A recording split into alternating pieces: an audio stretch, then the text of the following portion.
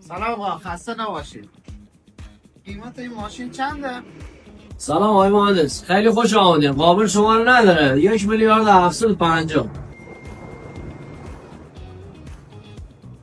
مناسب تر از این چی دارید؟ چقدر پول داری داداش؟ جوش پول نزن. پول هست خدا رو شد. برای کی بذارم؟ اشغال از این نداره. برای وارث بذارم؟ پس بیا بریم قابلنامه‌اش بنویسیم. هر قیمتی ماشین بخوای ما داریم. پس مهندس کارتتو بده تا قابلنامه‌اش رو بنویسیم. بفرما. این کارت هر چقدر توی کارت اندازه همون پول برای من ماشینی بده. رو چشم چشم.